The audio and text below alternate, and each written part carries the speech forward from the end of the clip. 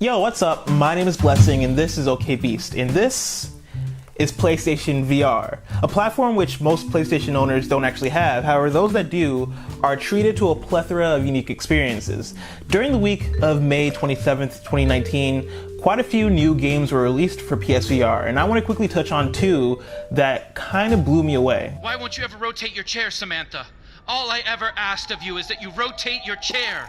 I don't like rotating my chair. If you want this marriage to work, you'll rotate your chair, goddammit.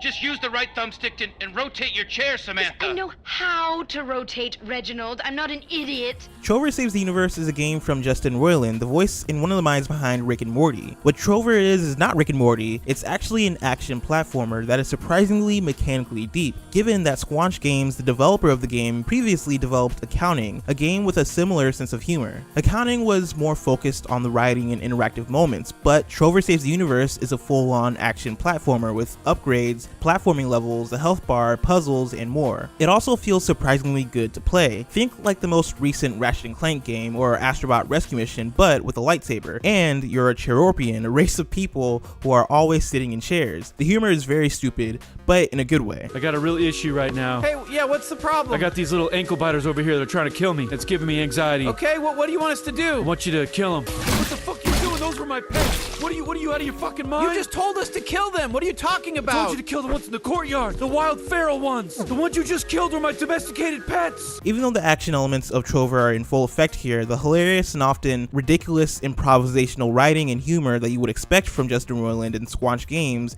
is of course here as well. I'm gonna be able to get into this fort. That's right. Let me go ahead and jump in here. I just want to say, you guys ever heard of what a wall is? You guys know what a wall is?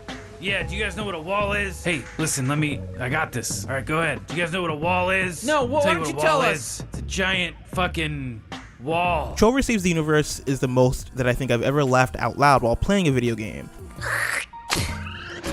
Alright, now you can pick up and move things like my TV. There's not much like it because video games don't necessarily tackle comedy as much as I think they should, but even more so because the brand of humor in Trover is unique to the style of Justin Roiland. You have a lot of the rambly, sometimes slurred delivery that you'd see from Rick and Morty. You have the nonsensical scenario-driven stuff, but the thing that kind of drives home the humor here is how much of it there is. Dialogue keeps going way past the cutoff that you'd expect, and the longer you sit and listen, the deeper down the well things go. Well, I have the crystal of Ithacles right here. I'm the one who has the crystal. Big surprise, big reveal. Holy shit, how did you get that? Trover Saves the Universe also stays somewhat clear of the existentialism and weird science that Rick and Morty is known for and sometimes critiqued for. Trover is really just the funny, stupid bits of Rick and Morty and a barrage of it. Because of that, I can't recommend it enough. On the complete opposite note, another game released during the week for PSVR, and dare I say that this game is the truth. Put the weapons down. Now! Clint, do as she says.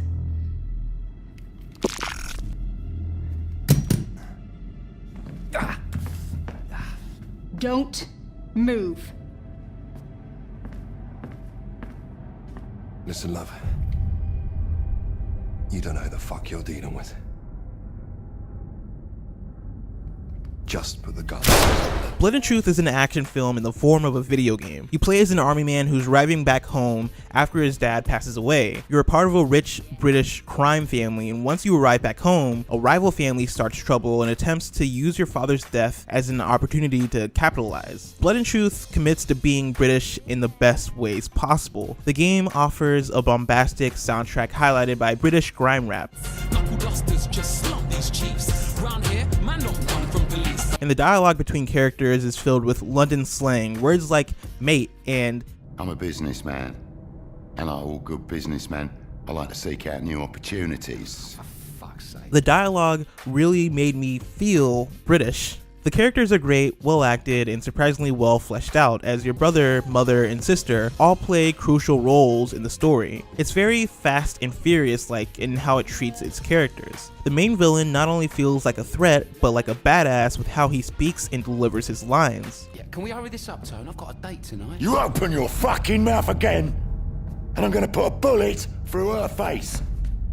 Blood and Truth is a game filled with moments and set pieces. It's basically an on-rails light gun shooter, but feels like it's more than that. There are segments where I've gone without shooting a gun for about 30 minutes, and I felt entertained the whole way through because of the great pacing and performances. When I am shooting a gun though, this is when Blood and Truth shines brightest because of the variety of weapons and tactile feel of every action you perform feels involved, and the choices you make not only feel like they matter, but they're fun to make. Do I dual wield 2 pistols or have a shotgun in my left hand in case an enemy is feeling risky? Reloading and switching guns with the PlayStation Move controller is done through movement. I actively grab ammo from my pouch, shove it into my weapon, and if tensions are high, blind fire in a direction, praying that I've hit my target. Blood and Truth is satisfying, entertaining, and feels like a new experience for PlayStation VR.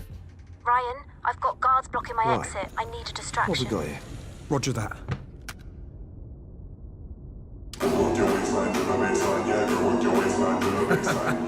I guess I talk about this all to say that PlayStation VR has slowly legitimized itself as a platform that you should have.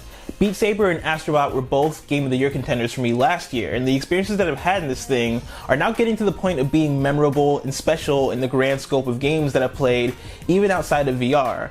This last week of releases has further cemented that, so if you have PSVR, I'd say give those games a shot. They're fun. And if you don't have PSVR, or virtual reality in general, maybe someday soon, I'll see you inside. Oh man, it's Rick from Rick and Morty. Oh snap, it's British people.